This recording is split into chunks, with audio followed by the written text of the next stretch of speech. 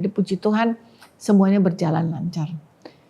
Nah, satu hari sebelum kemo itu, saya berdoa. Kita di hotel, suami saya dan teman saya dan tante saya lagi di luar. Saya di kamar, saya bilang, Tuhan, saya tahu bukan Tuhan yang kasih saya sakit, tapi saya salah apa Tuhan? Maksudnya supaya saya bisa ada pembenaran. Maksud bukan pembenaran, maksudnya melakukan hal yang benar. Melakukan hal yang benar gitu supaya ke depannya. Namanya ini kanker ya, otomatis dalam pikiran kita pasti hidup kita ini tinggal separuh lah istilahnya. Saya bilang, nah pada saat saya berdoa itu sebenarnya saya maunya berdoa Tuhan tolong saya besok ini saya mau kemo pertama. Tapi yang ada saya malah ngomong sama Tuhan, saya salah apa Tuhan? Kasih tahu saya gitu. Lalu tiba-tiba saya mendengar suara itu jelas sekali di kuping saya. Kamu tidak pernah memuliakan saya dalam hidupmu. Saya kaget. Tuhan maksudnya apa? Saya selama ikut Tuhan gak macam-macam gitu loh. Saya memberkati orang lain. Lalu suara lagi itu.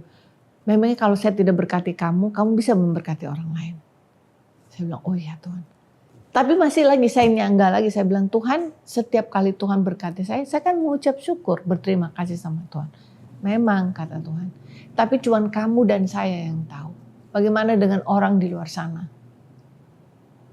Mereka tidak akan tahu bahwa apa yang sekarang kamu punya, kamu miliki, kamu raih itu semua dari Tuhan. Orang akan pikir itu karena kepintaran dan kemampuan kamu. Gitu. Nggak tahu bahwa itu kuasanya Tuhan. Nah di situ saya merasa, oh ya benar. Selama hidup saya keluar dari timur sampai ini Tuhan memelihara saya dengan begitu baik. Dari yang tidak punya sampai saya bisa dan suami kami punya perusahaan sampai apa berhasil lah ya kalau dibilang berhasil. Tapi saya dalam mulut saya tidak pernah menyaksikan kepada orang lain bahwa itu adalah kebaikan Tuhan. Nah saya sadar pada saat itu saya minta ampun sama Tuhan dan saya cuma bisa bilang terima kasih Tuhan. Itu yang membuat saya benar-benar gimana ya, saya merasakan Tuhan tuh baik luar biasa buat saya. Ya. Kalau hari itu Tuhan tidak mengingatkan kesalahan saya, mungkin saya akan mati, saya bilang. Saya mati pasti masuk neraka. Karena saya tidak tahu bahwa saya pikir saya ikut Tuhan ya ini jalanin aja seperti biasa gitu loh.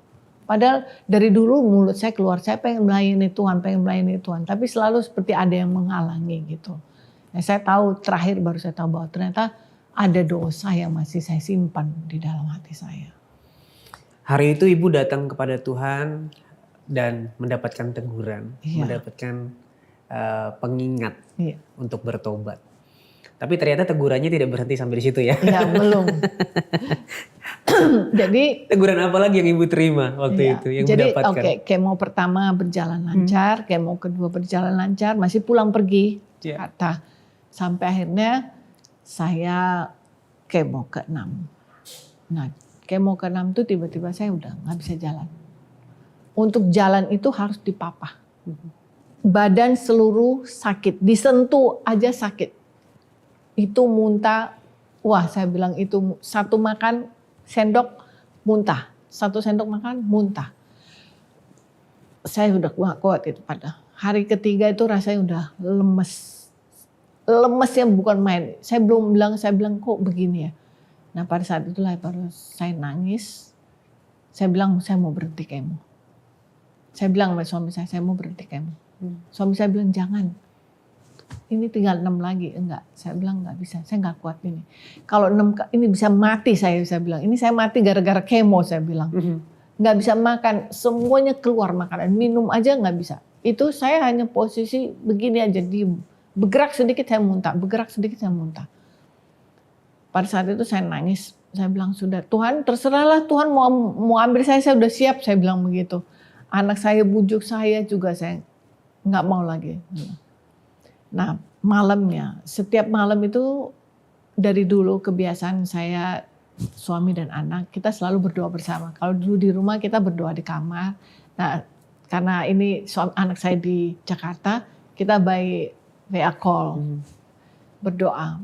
Nah pada saat saya berdoa itu, saya dengar lagi suara Tuhan kali ini. Jalani proses ini, kamu akan melihat penyertaanku yang luar biasa. Saya tahu nggak ada yang ngomong itu kecuali Tuhan. Saya bilang, pada saat itu saya merasa kayak kuat lagi gitu. Ya, oke Tuhan, saya bilang, saya mau lanjutkan. Lalu begitu selesai berdoa, saya bilang, oke, lanjut. Walaupun dengan keadaan lanjut, lemas, saya bilang lanjut. Kenapa? Saya bilang, Tuhan yang suruh. Oke. Nah, paginya, saya tidak ingat itu hari keberapa pastinya ya. Suatu pagi itu saya lagi berdoa dalam keadaan tengkurap begini itu. Tangan saya begini karena saya nggak bisa begini. Di tempat tidur aja begini. Tiba-tiba dengar suara. Cabut akar kepahitan itu. Saya bilang, apalagi Tuhan cabut akar apa? Saya bilang, papa kamu. Saya bilang, Tuhan saya sudah memaafkan dia kan? Saya bilang, saya sudah memaafkan dia, buktinya saya bayarin kaki palsunya. Saya bilang, saya kasih dia duit kalau dia minta.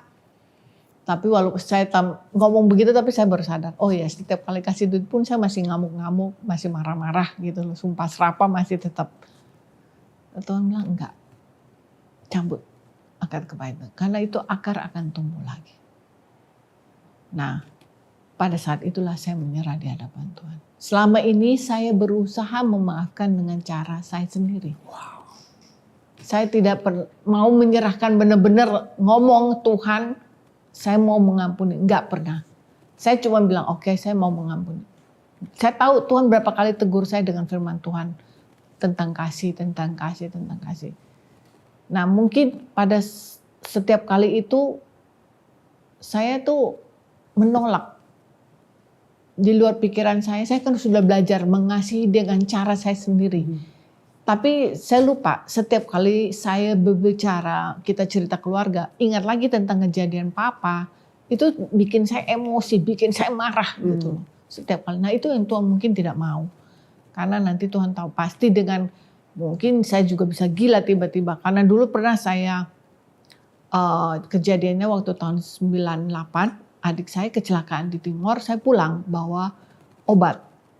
Nah di situ saya nggak sempat negur dia, papa saya, dia tersinggung, lalu dia marah-marah dan dia mau bunuh saya waktu itu. Dia bilang, dia ancam, dia teriak, dia mau bunuh saya. Di situ marah, yang tadinya saya sudah mulai melupakan gitu, marah. Nah di situ saya suruh orang mau bunuh dia, saya bayar orang mau bunuh dia itu. Kembali ingat lagi, saya bilang, wah kali rencana ini yang dulu sudah ini akhirnya muncul lagi. Sempat saya kasih itu orang uang, tapi itu orang nggak mau. Ya sudah, saya pikir ya akhirnya saya lupakan. Udah, saya bilang Tuhan juga mungkin yang menghalau rencana jahat saya. Jadi ketika papa saya kecelakaan, jadi ini sekilas info, papa saya itu ada proyek. Waktu gempa bumi dia mau nolong temannya ketimpa batu di mata kakinya. Tapi karena jalanan tertutup tidak bisa bawa dia ke rumah sakit. Nah beberapa hari kemudian kakinya sudah mulai membusuk kan. Jadi akhirnya mereka ambil gergaji, dia diamputasi secara tanpa anestesi atau apapun. Digergaji sampai putus kakinya. Jadi dia butuh kaki palsu. Saya yang biayain. Nah bagi saya itu sudah satu hal bahwa saya memaafkan dia dengan cara saya sendiri. Iya. Ya. Tapi ternyata Tuhan nggak mau. Tuhan bilang cabut. Pada saat itu saya bilang ya oke, Tuhan. Saya nangis sejadi-jadinya. Saya nangis Tuhan. Saya angkat tangan pada Tuhan. Saya bilang Tuhan tolong saya. Saya nggak sanggup Tuhan. Kalau saya nggak sanggup benar-benar. Saya bilang Tuhan tolong. Karena kalau kemauan saya sini saya tidak akan bisa gitu loh. Tuhan bilang, oke, Tuhan. Tuhan tiba-tiba saya merasa nyaman gitu. Besoknya tiba-tiba papa saya telepon. Saya tuh jarang berbicara dengan dia. Kalau dia cuma minta SMS gitu, tolong kirim papa uang. Oke, saya kirim. Saya nggak pernah ngomong basa-basi gitu loh sama dia. Nggak pernah. Nah untuk pertama kalinya, saya bilang saya berasa punya papa. Saya berbicara sama dia. Tanpa bicara yang ini dia nangis, dia dengar saya sakit, dia bilang kamu harus begini gini. Dan saya juga ngomong seperti kayak nggak pernah terjadi apa-apa. Itu baru pertama kali justru saya rasakan. Dan saya bilang itu Tuhan punya kemurahan buat saya. ketika saya mau benar-benar serahin ini Tuhan, sakit hati saya semua, ya Tuhan ambil benar-benar. Ternyata ada hubungan ayah dan anak yang dipulihkan, Iya. bapak dan anak yang dipulihkan. Iya. Itu benar-benar. Nah itu benar-benar Tuhan kasih saya satu, pada saat itu kayak gimana ya, mungkin orang merasa selama ini saya merasa ada sesuatu yang berat gitu, cuman saya nggak tahu apa gitu, karena dalam hati saya bukan itu mungkin, tapi itu juga mungkin saya yang menutup hati kecil saya untuk, ya jadi tiba-tiba merasa kayak beban saya tuh plong begitu benar-benar. Nah, puji Tuhan. Lalu hari itu apa yang berubah setelah ibu melepaskan pengampunan tersebut, yang benar-benar pengampunan yang datangnya dari Tuhan? Itu pasti saya damai sejahtera, benar-benar damai sejahtera. Saya mengucap syukur sama Tuhan. Saya bilang, Tuhan tolong kasih kekuatan. Itu yang saya minta. Terus saya bilang tuh ke papa saya, kalau Tuhan kasih saya sembuh, saya akan pulang ketemu papa. Itu yang saya ngomong. Wow. Lalu setelah itu ibu ternyata kan masih harus menjalani. Iya. Nah itu 6 Tuhan kemoterapi. Tuhan baik sekali gitu. Itu di situ saat itu saya merasakan, wah Tuhan, janji Tuhan tuh benar-benar. Kemo ke-7, dari 7 sampai ke 12 itu saya tidak pernah mengalami yang namanya seperti kemo ke-6. Jadi masa paling berat adalah kemo ke-6 Kemo ke-6 itu saja. Itu yang paling berat bagi saya. Itu saya bilang, secara logika obat yang masuk kan semakin banyak. Memang saya sudah bisa jalan walaupun tertati-tati. Tapi tidak pernah namanya yang badan tetap sakit tapi masih bisa jalan. Pokoknya balik lagi seperti kemo ke-5. Ya. Kemo ke-5 itu gitu. Saya bilang Tuhan luar biasa janji Tuhan. Sampai kemo ke-9 dokter mau kurangin obat aja saya masih bilang jangan dokter, jangan, biarin aja. Dokter udah melihat kondisi tubuh saya yang sudah sangat lemah untuk, tapi saya bilang sama suami saya, apapun yang terjadi saya tidak mau duduk di kursi roda. Saya nggak mau kelihatan seperti orang sakit, saya bilang. Jadi akhirnya kemo ke-10 kurangin obat. Dokter bilang karena kalau tidak dikurangin, efek ke saraf ibu, sarafnya bisa rusak secara permanen. Jadi dikurangin. Saya bilang, pada saat itu saya bilang, nggak efek kan buat cancer saya gitu. Nggak, dia bilang, it's okay, kamu udah melewatinya. Puji Tuhan, kemo 12 selesai bulan Agustus tahun 2020. Lalu Oktobernya itu saya di PET scan untuk mengetahui apakah masih ada cancer. Puji Tuhan. Cancer free? Free, hilang. Puji Tuhan, wow. Benar-benar hilang. Ya, jadi hari itu di dalam permasalahan atau penderitaan yang ibu alami banyak sekali ternyata rencana Tuhan yang dibukakan. Bahwa tidak ada penderitaan yang sia-sia. Ya. Membawa ibu bertobat, tadi yang pertama. Ya. Membawa ibu bisa mengalami pemulihan dengan ayah. Membuat ibu bergantung sepenuhnya kepada Tuhan, dan itu hal yang luar biasa. Ya. Akhirnya setelah sembuh, sudah sempat pulang Bu? Saya pulang, sempat waktu 2021 saya kembali. Kita di stay di Singapura itu 1 tahun 8 bulan. Gak bisa pulang kan waktu itu, karena COVID yang begitu merebaknya. Jadi suami saya ambil tindakan tidak usah pulang dulu, kita stay di Singapura. Waktu itu setelah pulang bulan Desember 2021 itu kebetulan saya dipanggil untuk bersaksi di gereja di Nusa Tenggara Timur. Saya pulang dan saya ketemu Papa. Apa yang terjadi Bu? Ya saya peluk dia, kami bertangis-tangisan. Jadi seakan-akan semua hal itu tidak pernah terjadi. Gitu. Wow, benar-benar pulih seutuhnya. Ya. Dan sampai sekarang maaf, Papa masih hidup, Papa hidup masih dan hidup. masih berhubungan baik sampai sekarang. Masih. Ini sebuah cerita yang luar biasa ya. Luka masa kecil, kepahitan, dendam sampai akhirnya mengalami penyakit fisik juga. Tapi ternyata Tuhan memulihkan hidup ibu, memulihkan hubungan ibu dengan Papa dan memulihkan kesehatan ibu juga. Apa yang berubah dari cara ibu memaknai hidup sekarang? Yang saya pikir begini, kita ini nggak bisa lari dari Tuhan. Dan kita tidak bisa menyembunyikan sesuatu hal yang buruk di hadapan Tuhan. Tuhan tahu isi hati kita. Jadi kita nggak bisa namanya berpura-pura gitu. Dan kalau Tuhan, karena Tuhan sayang kita, Tuhan tuh mau proses kita untuk lebih baik. Yang itu yang saya rasakan. Bahwa Tuhan tidak mau saya menjadi sia-sia mengikuti Tuhan gitu.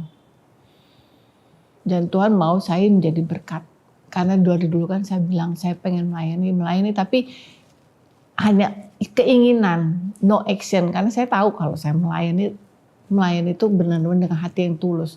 Lalu bagaimana saya bisa melayani kalau di dalam hati saya masih ada sesuatu yang nanti jadi batu sandungan gitu. Nah itu yang Tuhan, saya bilang oh Tuhan memproses saya supaya saya bisa melayani orang dengan baik gitu. Wow. Jadi sekarang melihat bahwa yang sudah dilewati itu adalah proses Tuhan untuk membentuk ibu sampai sekarang. Wow. Oke. Mengampuni itu hal yang sulit, gampang di mulut, tapi susah dilakukan secara real, secara konkret. Apa yang menurut ibu membuat orang susah mengampuni? Dan bagaimana sebenarnya cara supaya orang ini bisa mengampuni? Karena saya yakin pun sahabat solusi yang menonton masih banyak yang di dalam hatinya penuh dengan dendam, sakit hati dan lain sebagainya. Ya, sebenarnya sakit hati itu karena kita biarkan. Itu berakar terus. Termasuk saya bilang. Itu akar. Untungnya saya bilang saya di dalam Tuhan. Kalau saya di luar Tuhan saya nggak tahu jadi apa. Mungkin hari ini saya sudah bunuh papa saya di penjara. Karena selalu Tuhan yang mencegah. Setiap kali saya berniat timbul ada firman Tuhan yang membuat saya cooling down gitu. Nah, saya secara pribadi pada saat saya sudah dipulihkan, di situ baru saya sadar. Kita tuh harus minta sama Tuhan. Karena kita nggak mampu melakukannya sendiri. Kita butuh kuasa Tuhan. Amin. Untuk melakukan firman Tuhan. Mengampuni itu nggak gampang. Nggak gampang. Saya butuh waktu 50 tahun untuk mengampuni. Prosesnya. Ketika diproses. Nah pada saat diproses Tuhan itu kita lihat maunya Tuhan apa. Mungkin ada sesuatu yang masih tidak beres. Jadi kita harus introspeksi diri kita sendiri supaya proses itu cepat selesai. Nah untungnya juga saya mau taat gitu. Mungkin kalau hari itu saya masih terus pendam kebencian saya sampai hari ini belum sembuh. Gitu. Jadi intinya adalah bergantung pada Tuhan. Tuhan, anugerahnya, kasih karunia untuk bisa kita melepaskan pengampunan tersebut. Karena kalau dengan cara kita sepertinya di mulut saja tapi ternyata secara... Karena kita tidak minta sama Tuhan, Tuhan juga tidak kepo ya istilahnya. Begitu kita angkat tangan sama Tuhan, kita butuh Tuhan tolong saya. Wow. Nah itu. Terakhir Ibu Vivi, boleh nggak berdoa buat sahabat solusi yang hari ini mungkin berat untuk mengampuni. Ada kepahitan dalam hidup mereka, ada dendam dalam hidup mereka. Boleh nggak saya minta untuk berdoa bersama-sama? Oke. Tuhan Yesus, terima kasih Bapa, kami mengucap syukur dan berterima kasih karena Engkau begitu baik dalam kehidupan kami. Engkau telah mengampuni kami Tuhan, ketika Engkau menanggung dosa-dosa kami di kayu salib. Tuhan, kalau hari ini kami juga berdoa untuk saudara-saudara kami dimanapun yang melihat acara ini Tuhan. Kau jamah hati mereka, biar kasih-Mu mengalir dalam hidup mereka, mengingatkan kembali bahwa Engkau mengasihi mereka melebihi segala sesuatu yang telah terjadi dalam hidup mereka. Tuhan beri mereka kemampuan, Tuhan beri mereka kuasa untuk mampu mengampuni orang-orang yang menyakiti mereka. Kami tahu Tuhan secara manusia kami tidak mampu, tapi kami punya Tuhan yang luar biasa. Tuhan yang sudah membebaskan kami dari dosa. Tuhan juga yang akan membebaskan kami dari segala rasa benci di hati kami. Tuhan jamah setiap orang yang melihat ini. Supaya mereka juga menerima anugerah kasih-Mu Tuhan. Sehingga hati mereka boleh dilembutkan, boleh dijamah, dan boleh terbebas dari segala dosa. Terima kasih Tuhan, kami percaya tidak ada satu hal pun yang mustahil Engkau lakukan. Asalkan kami mau berserah total ke dalam tangan-Mu. Terima kasih Tuhan Yesus. Hanya kepada-Mu kami mengucap syukur dan berdoa. Haleluya. Amin. Amin. Amin. Terima kasih Ibu Vivi buat waktunya. Terima kasih buat cerita yang memberkati kita semua. Saya yakin sahabat solusi juga diberkati dengan cerita Ibu. Sehat selalu. Dan saya berdoa biar dimanapun Ibu Vivi terus memberitakan tentang kebaikan Tuhan. Thank you sekali lagi. Thank you. Buat sahabat solusi yang hari ini sedang mengalami dendam dalam hati, kepahitan, tidak bisa mengampuni orang yang sudah menyakiti sahabat solusi. Dan sahabat solusi butuh didoakan. Kamu bisa menghubungi nomor yang ada di bawah ini. Ini adalah nomor layanan doa dan konseling Cahaya Bagi Negeri. Kami siap untuk mendengarkan cerita kamu dan mendukung kamu di dalam doa. Jangan ragu untuk menghubungi karena satu langkah kecil bisa mengubah hidup kamu selama-lamanya. Kami tunggu ya.